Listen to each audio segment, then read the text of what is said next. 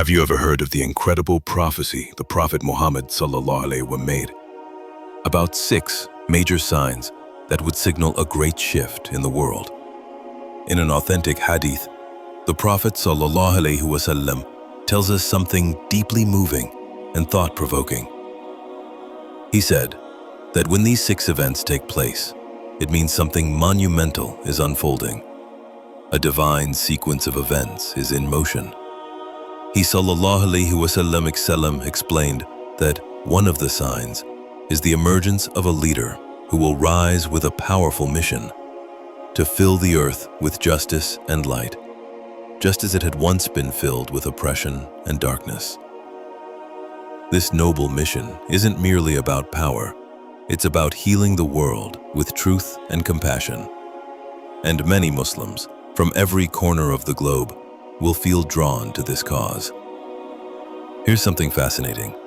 The Prophet ﷺ mentioned that tens of thousands of people will embrace Islam during this time. In one narration, it's mentioned that around 70,000 or more converts will enter into the fold of Islam. Imagine the beauty and power of such mass reversion, souls awakening to divine truth. Then the Prophet ﷺ outlines the first phase of major battles. It begins with the Arabian Peninsula. He said that Allah will enable this leader, Al-Mahdi, to conquer and unify the entire region under the banner of truth.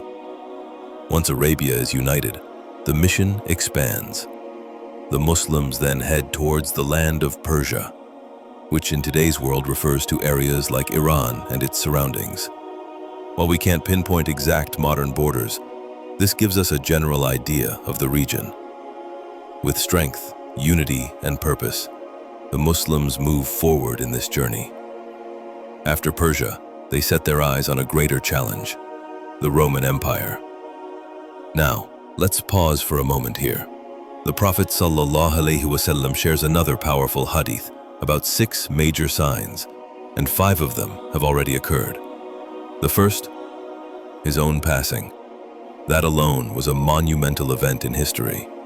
Another, a devastating plague, a pandemic that wiped out huge populations. Some scholars even link this to historical pandemics we've seen. Now, the 6th sign is particularly intriguing. The Prophet ﷺ says that there will be a peace treaty, an agreement of non-aggression between the Muslims and the Romans. When he said you, he meant us, the Muslim Ummah, and them, the people who are often interpreted as the powers of Europe today. During this time of peace, things seem calm, but then something drastic happens. The Prophet ﷺ tells us that the Romans will break the treaty. They will betray the Muslims and show their true hostility. This betrayal leads to an enormous military campaign. They will gather a massive army, 80 separate groups, each consisting of 12,000 soldiers. Do the math. 960,000 troops, nearly 1 million soldiers will be assembled to wage war against the Muslims. Where will they march to? The Prophet ﷺ says they will head to a place called Amak, or Dabik, which today is located in the region of Syria. And where do the Muslims begin their march?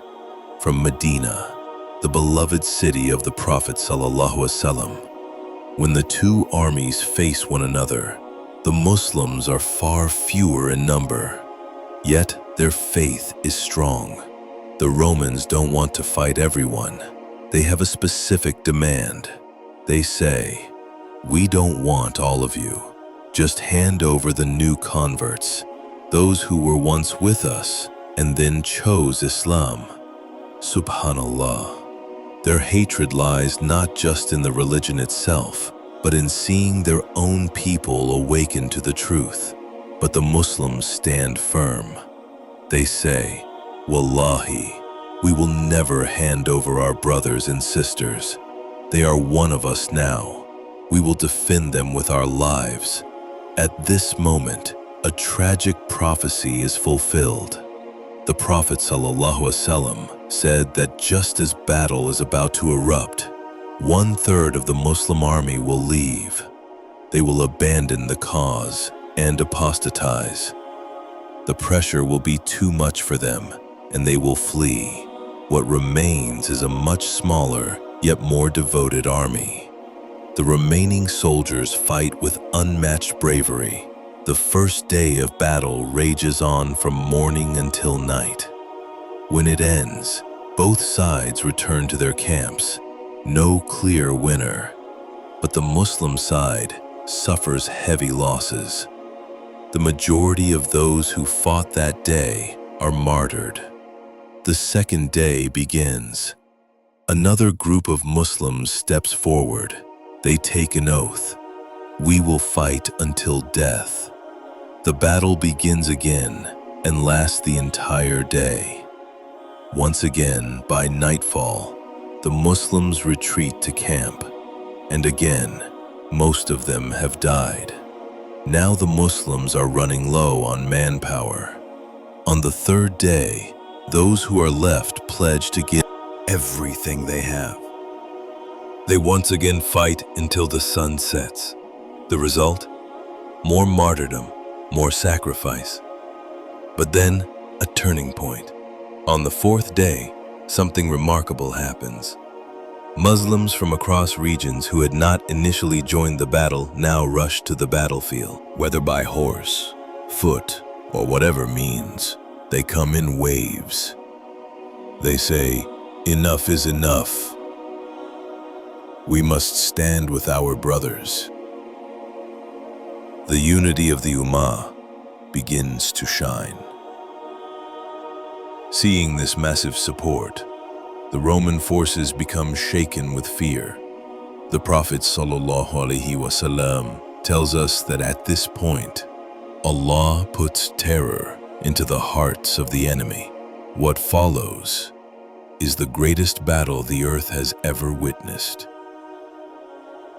The Prophet ﷺ said that no war in history, not before and not after, can match the scale and intensity of this battle. He even said that if a bird were to fly over the battlefield, it wouldn't make it to the other side. That's how fierce and chaotic the fighting would be. But Allah, in His mercy and wisdom, grants victory to the Muslims. And then, a monumental moment in Islamic history. Constantinople is conquered. This was a prophecy fulfilled, and the Muslims are overjoyed. But the Prophet ﷺ gives us a sobering reminder. He says that while the victory is glorious, the cost is devastating. From every 100 families who participated in the battle, only one person survives. That's how many lives are lost.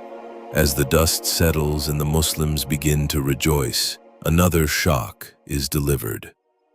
An announcer suddenly declares urgent news. And who is this announcer? According to the Prophet ﷺ, it is none other than Isa ibn Maryam, Jesus, peace be upon him, himself. And what is the news? Al-Masih ad-Dajjal, the Antichrist, has emerged, and with that announcement, an entirely new chapter begins.